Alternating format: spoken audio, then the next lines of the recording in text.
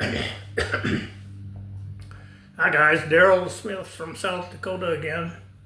Today I'm going to tell you about probably one of our greatest adventures. It was, I'll tell you about our trip around the world. It was on a small ship, and we made 28 stops, and we did go all the way around the world and touch all 7 continents.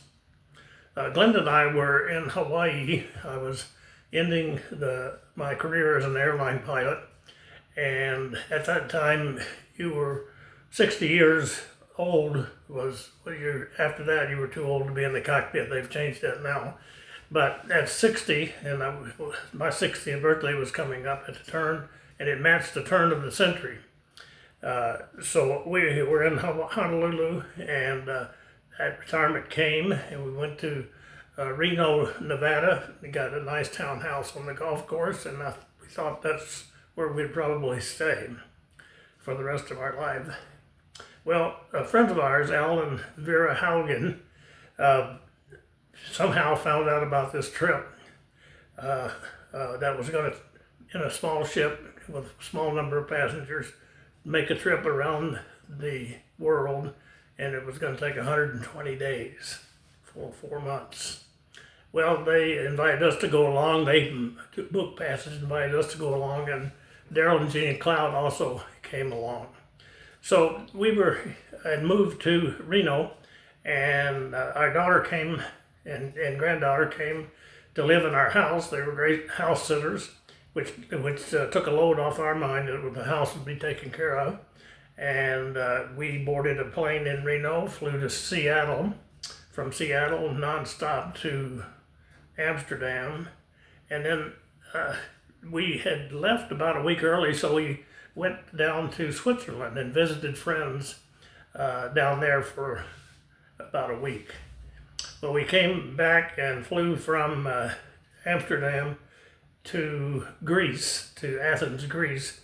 And Glenda and I, earlier in our life, had been stationed there, and we had rented a house from a retired Army general and his wife, and it was nice. We looked them up and had a nice visit with them in the day. We got there a couple of days early, and during those days of exploring Athens again. We had been based there for supposed to be a year, but the airline pilots went on strike, and that ended that. We didn't stay there a whole year. So when the time came, the big day, we made our way to Piraeus, which is the port that serves as Athens. We found ourselves blocked by a chain link fence. We could see our ship. It looked big to Glenda and I, but we found out later it was a real small ship. I think it's about 450 passengers is all. And so we hung around outside the chain link fence. Finally, they let us in, and we went aboard the first cruise ship we'd ever been on. Right away, there was a terrible sewage type smell in the ship, and our calls to get something done didn't do any good. But finally, I don't know what they did, or it just cleared up all by itself. It did disappear. So we didn't know how to act on the ship, and we found out later that our crew was something like us. They didn't know how to act either. They weren't sure of their what they were doing. That ship had been built to cruise around the Mediterranean, rather calm seas supposedly. And so this was a big adventure for it too, to leave the Mediterranean and go all the way around the world. Well, we got everything done, and I don't know how, but they pulled up the gangplank, and we felt ourselves moving away from the dock. And Glenda and I, as the sun was setting over Athens, Glenda and I stood on the back deck. I was leaning against a wall, and she was leaning against me.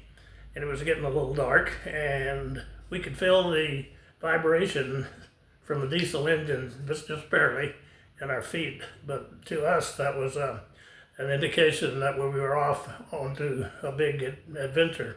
It was actually slightly emotional.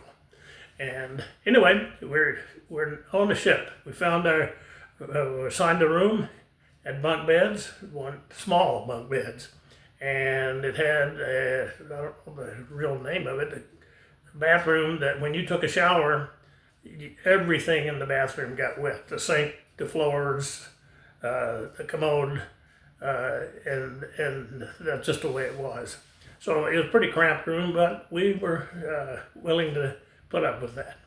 So we woke up the next morning. We were in Crete, Heraklion, I believe is the name of the town. And there's we had a great day exploring the island. There was an ancient society that lived on that island, and they somehow disappeared. They think maybe a huge volcanic eruption maybe wiped out that society, but it was fun. They were advanced. I believe I remember that they thought the women were maybe in charge and the men were kind of the laborers. So we had a great day there. Boarded the ship and headed out across the Mediterranean. And there was an old saying that the Mediterranean was a gentle hand that rocked the cradle of civilization. Well, it didn't rock us gently at all. We had rough seas all the way across. A lot of people got sick. There were air sick bags hanging, stacked up along the hallway and hanging on the staircases, so because a lot of people did use them.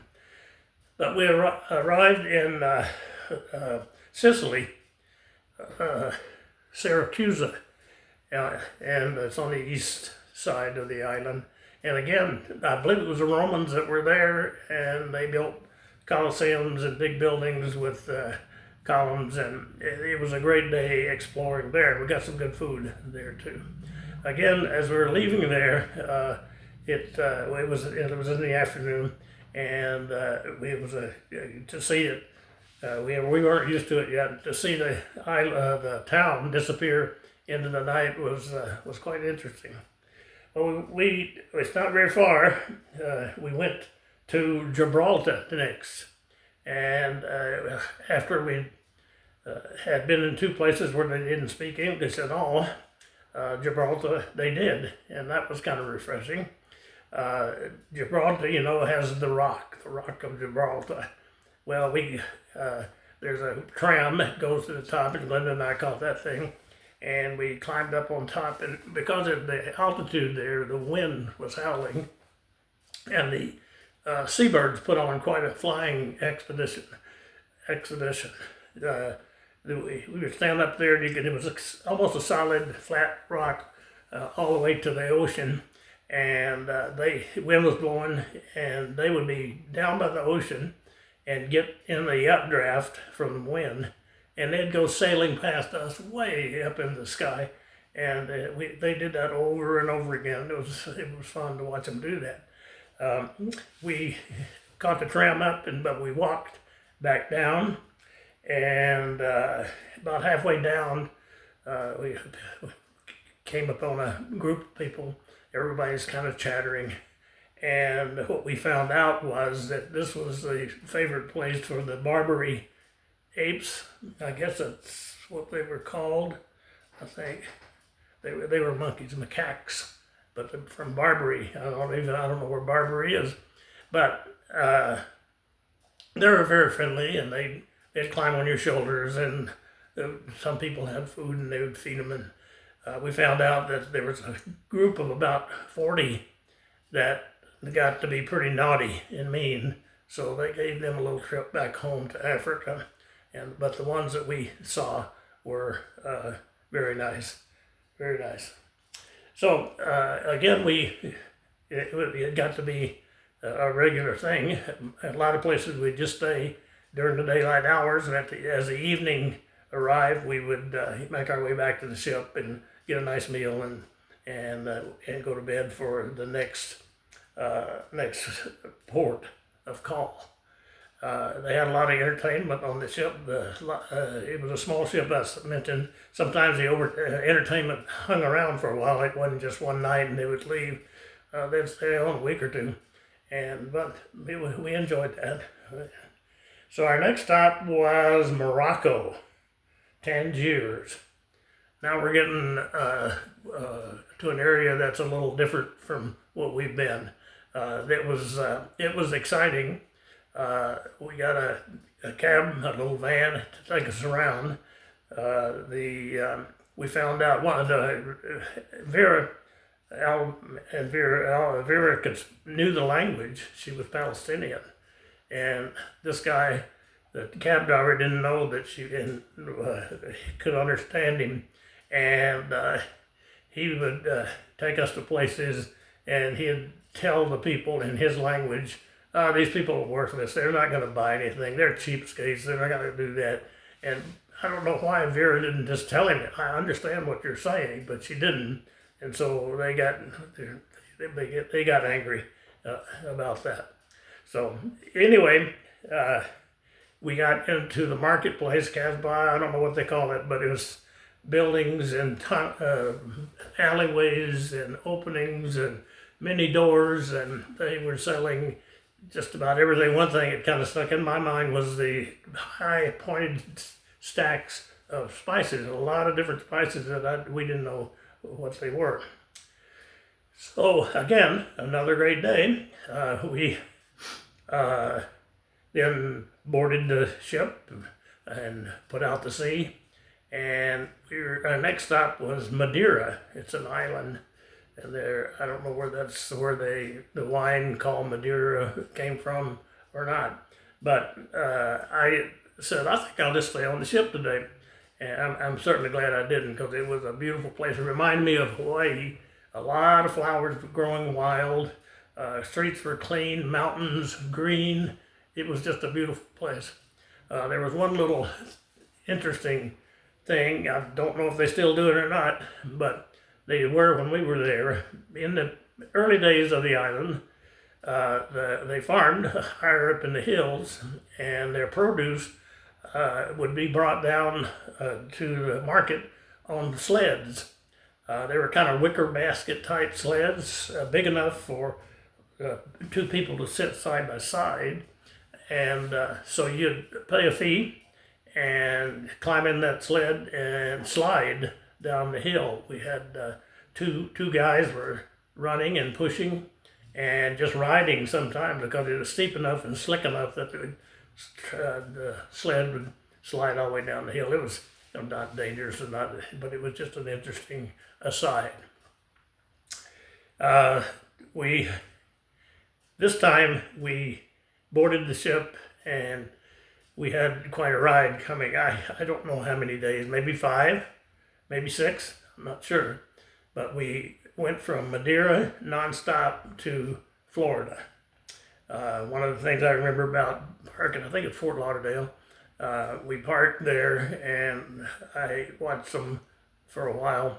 They were trying to make the hose connections on this boat. They didn't, for the gas, to put the fuel on. And they worked with big wrenches and different parts and changing things. Obviously they got it fixed, but anyway, that was quite an ordeal. I think this trip was not planned that well. I kept thinking it was probably these guys decided to do it at some bar somewhere and had probably too many beers and said, let's send the ship around the world. I don't know if that's the way it happened or not, but that's kind of what we joked. The name of our ship was the Aegean, like the Aegean Sea, 1. Right away we started calling it the Aging One. So our ride was, like I said, 5 or 6 days over to Fort Lauderdale. I can't remember what we did. Well, how did I do? We had been out long enough that we needed to go to the laundry, so and the ship didn't do our laundry. So we went to the laundry and got some clean clothes. But we did. It was kind of refreshing again to be like home. It was, everybody could speak English, and it was a great place to be. So after that, and I don't know if I said it or not, but we made 28 stops on that trip. We visited all 7 continents, and some of the stops were longer than others, And we left the ship once. So in South America, Buenos Aires, there was the ship stayed there about, so I don't know, 10 days maybe. And Glenda and I left the ship for 5 or 6 days in New Zealand. So, but anyway, you'd get into a pattern. You go out and see the sights, see where you have never been before, and learn what you can learn. And then you come back, it'll be a nice meal waiting for you, and you could do a little entertainment if you wanted to, and then the ship would pull out and head out to sea for the night. Well, after Fort Lauderdale, we went to Mexico, Cozumel. That was, again, another great place to be. They were friendly. It was Christmas time, or at least they were putting on a Christmas play. And in the town square, they had all these kids in uniform, and they were singing and dancing and having a great time. So it was a great place. We had never been to Cozumel, so it was exciting for us. And there were on that island old Indian ruins. I don't know if they were Incas or what, I forget, but there were some of those pyramids on that island there. From Cozumel, we headed on across western part of the Caribbean, and our next big event was the Panama Canal. We came into the Panama. We were all excited. We had never done it before. We found out at the last minute that we wouldn't be going through in the daytime. It would be at night. So we lost a night's sleep, but we saw an interesting show. They have these little mules, they call them, but they were some sort of engines, motors, driven engines, that they would tie onto the ship, and these mules would hold the ship in between the walls, so it wouldn't bump the walls. Some of the bigger ships, they would be only a foot, maybe, on either side of those huge tankers that would come through there, and those cargo carriers. We were a small ship, so we passed through with no big problem at all. It was a great event. It was one little interesting thing about it was they put a lady on to tell us about the history of the canal. It happened to be that day they transferred, the U.S. had been in charge of the canal. They had actually built it for years. I don't know when it was built, but on that day, the U.S. transferred ownership or operation over to the Panamanian people, and the Jimmy Carter was there to visit for that event. So it was a great trip through, and we're doing things just about every day that we never had done before, and it was all new to us, so it was really an exciting time. Well, once we got through the Panama Canal, we stopped in Panama for a day and toured Panama City, and got a taxi, and again we saw ruins, and he showed us around town, quite a modern town. Well, after that we headed south and along what we did was just stop every now and then along the western coast of South America. We had never been to South America before, so we were pretty excited about that. Every place was a new place. And there was some interesting one, let's see, what was that place's name? General, it's that man's name. But we stopped there, and somebody said, you want to go on the boat to see the seals or the sea lions? And we chose to do that.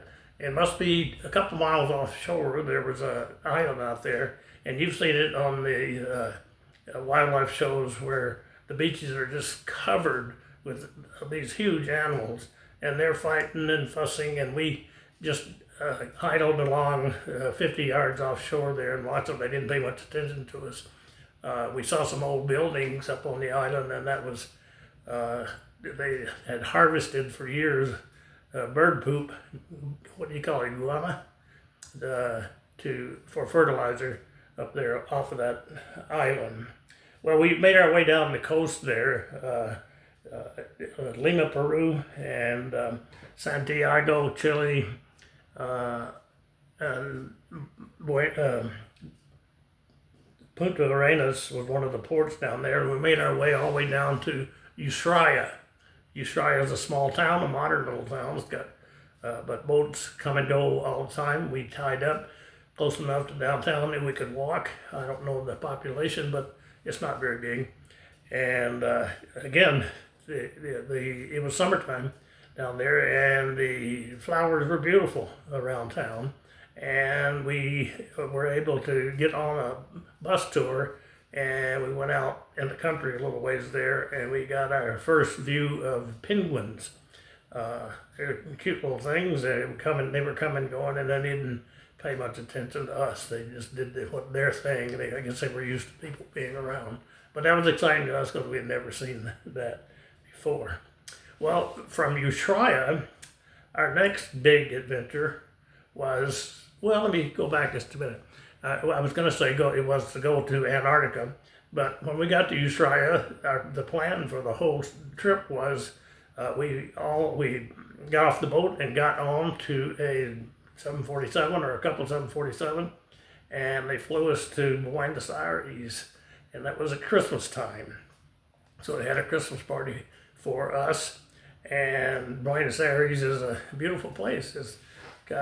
It's modern, and it's got a lot of beautiful big statues all around, and they got one boulevard down there that I don't know how many lanes it is wide, but it's huge, and so we had a great time exploring there.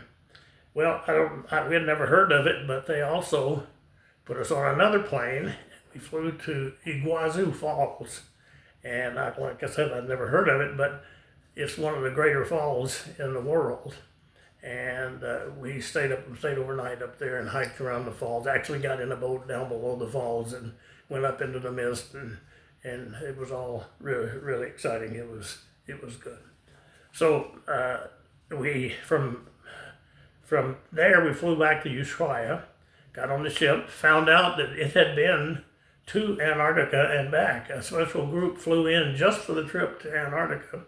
And it had been rough enough that the piano had not been tied down, and it moved around a lot and did some damage, and it fell over.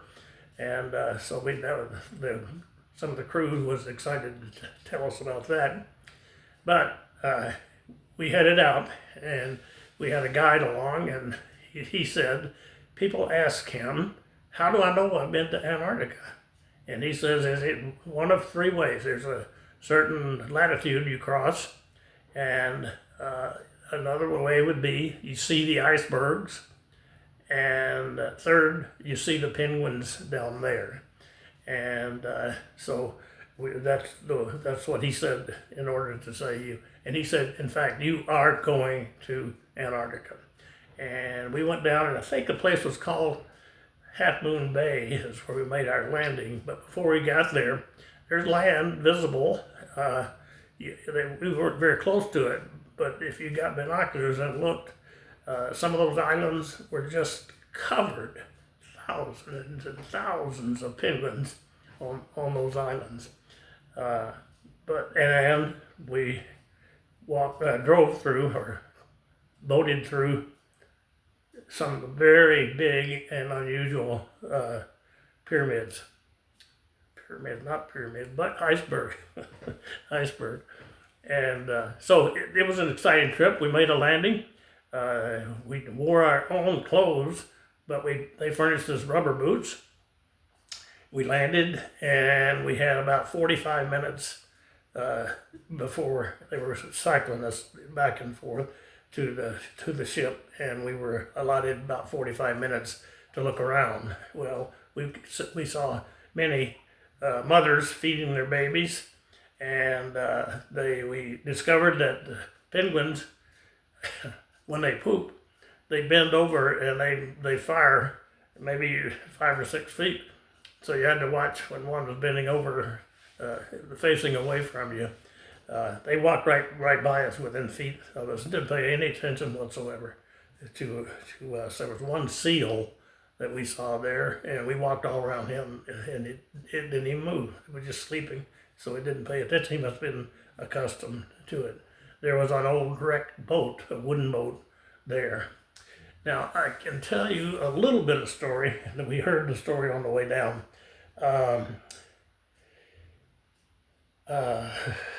What was his name? Shackleton.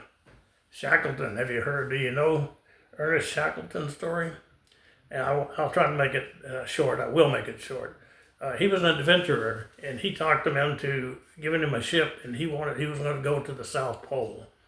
And so he headed down there. His ship was the Endurance, which was a misnomer because it did not endure. They went south and got into thick pack ice.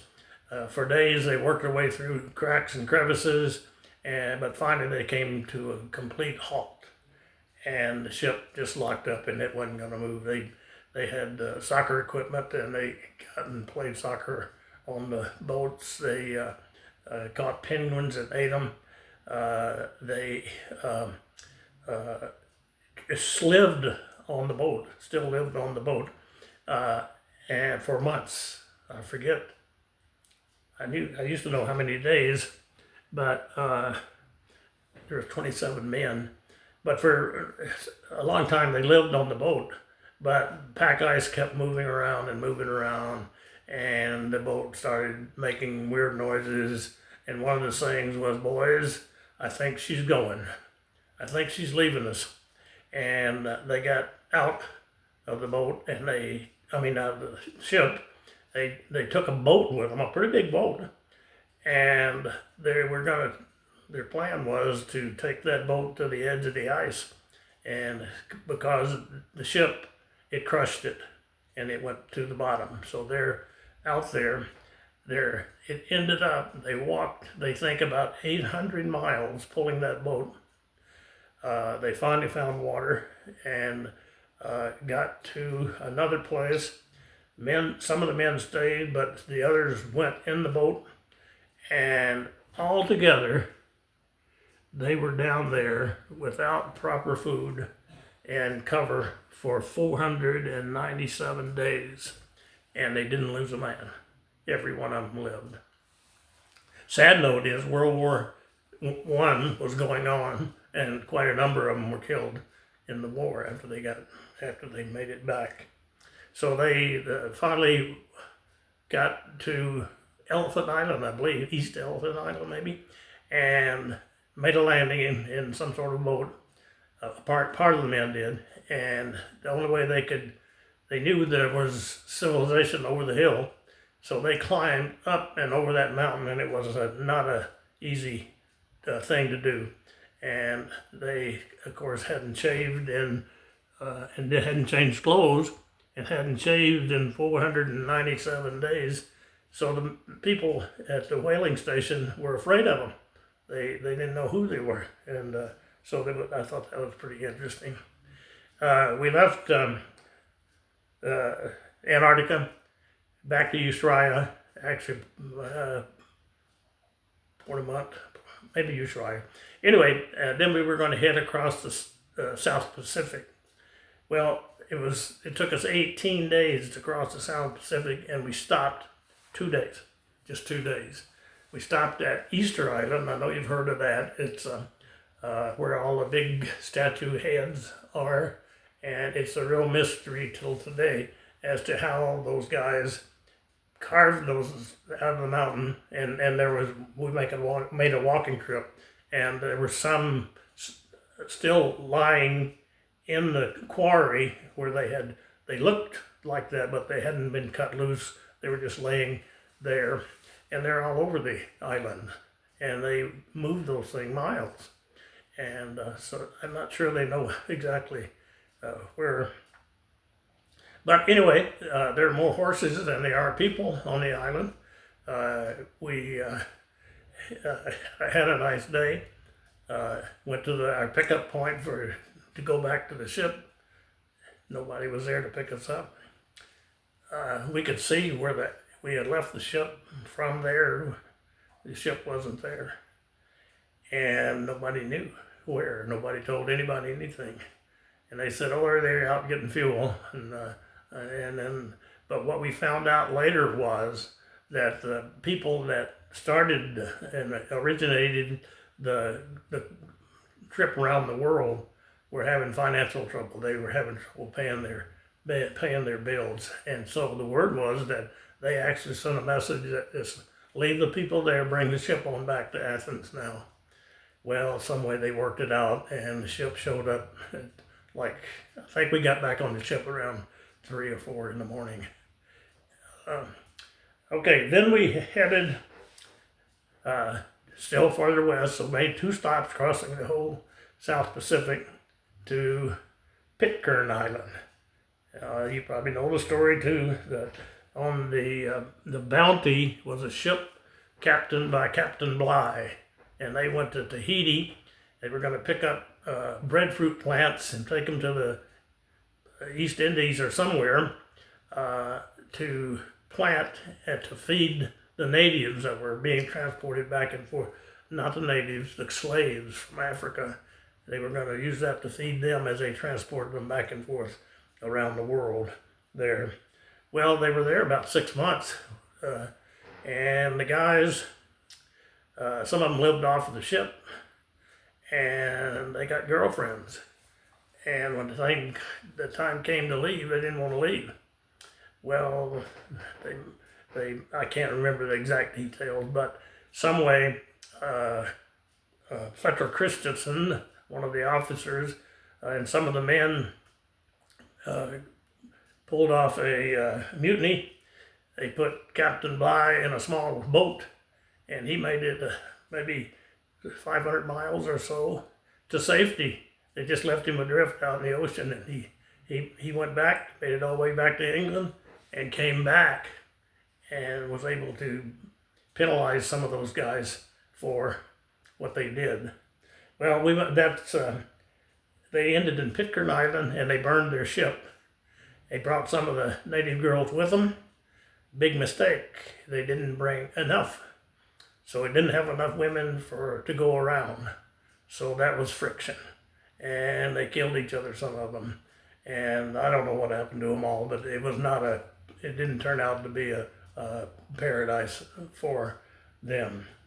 So we did not go ashore in Pitcairn. We parked out so we could see it easily, and we could see them. They had 4-wheelers, and they were coming roaring down the hill in their 4-wheelers, jumped out and launched this boat that would probably carry 30 people, and had a couple outboards on it, and they came out to meet the ship. They came aboard, they made themselves at home. They were right there in the food line, and one of the descendants of Mr. Christian, gave us a lecture as to what life was like on the island. I believe I read recently where there's only about 25, 27 people that live there now. And it's a special case of hardship to live there. If a woman happens to get pregnant, she's got to go by ship, I don't know, a long ways, several hundred miles, to an island that has an airport to fly into Australia to get the proper care there. So anyway, we left there, and we're heading, our next stop is New Zealand. It's a lovely place. Glenda and I got off the ship there and visited with friends up on the north end of New Zealand. And then we flew to Australia and rented the car over there and spent a couple of days touring around and met the ship again back there. I'm making this too long. I'm probably boring you to death. I'll try to move it along. We went from Australia to Tasmania. Tasmania. I always think of the Tasmanian devil, and I think of it as being a wild, primitive place. Not true. It's big. It's nice, very nice place. and the people are nice. We even had there were bleachers set up right off the ship there where we tied up, and there was about 30 young girls, looked like they maybe teenagers maybe, and they sang songs to us over and over to welcome us into the town. Glenda and I rented the car and we toured Tasmania. You could stay there a week or two and not see it all. It's just beautiful. So after Tasmania, again a long boat ride, but we ended up in, well, the first place I'm getting it all mixed up here. The ship landed in Sydney, but we didn't go to Sydney because we were already there in a car. Then we're down to Tasmania, and then we're going to the Perth on the west coast of Australia. I just can't tell you how nice these places are, and the people were nice, and it was just a good stay. We went from there to Bali. Again, stayed for a day, and beautiful island, beautiful waterfalls, terraces where they grow their rice. It's just a special place. So I'm trying to speed it up a little bit. I know you don't care.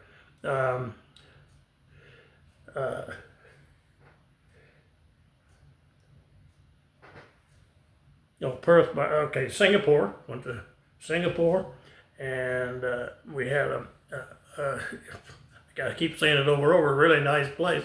That's one of the places they warn you. They did on the airline. I flew in and out of there on the airline, and the flight attendants would have to make an announcement that if you got any kind of drugs on you, you better get rid of it right now, because drugs are a death penalty if they catch you with it. And so it was a serious place. It's even serious to chew gum. They didn't like you chewing gum and maybe spitting it on the streets. That's how clean it was. Glenda and I stayed there at other times, several days, and you have to love it. Transportation is good. Food is off the page. It's good. Then we headed out across the ocean. I guess it'd be the Indian Ocean, to the Seychelles Islands. They're out in the middle of nowhere. And spent another day there. Beautiful people, beautiful country. The ocean's right there all the way around the island. It's beautiful. From there we went to Mombasa, Kenya. We kind of bootlegged a safari out to a park, and we saw all the big game were there. They were a lot of times real close, elephants and water buffalo and lions.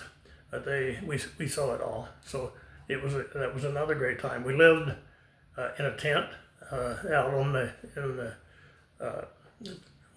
park, and food was about as good there as anywhere I've ever had. It was just special, and I don't know why it would be good out in the bush, but it was. And we could hear all through the night, hear the animals, the lions roaring and stuff like that. So it was quite a deal.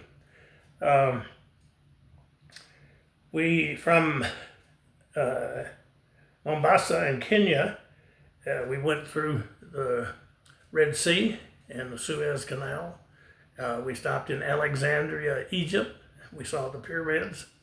And our last stop was Israel, Ashdod. And they put us on boats and took us over to Jerusalem, and we toured around, stood by the West Wall maybe, or the Wailing Wall. We saw all the sights there. That was our last stop. People in Israel had put a bunch of singers and dancers on the ship, and they entertained us on the way back to Athens, and it was a bittersweet type time. We were happy to be home. It was a long trip, but we had said so many adventures and such great, met so many great people, and seen so many great sights that it was kind of sad that it was over. So anyway, it was a fitting ending to have the singers and dancers entertain us on the way over to Athens. That's enough. Sorry, that's kind of the end of the story. We got back into Athens and made our way back to the States some way, and it was not worth telling that. But that's kind of the story of our around the world tour. It was one of our greatest adventures. You are really patient if you watch this thing all the way through. Thank you.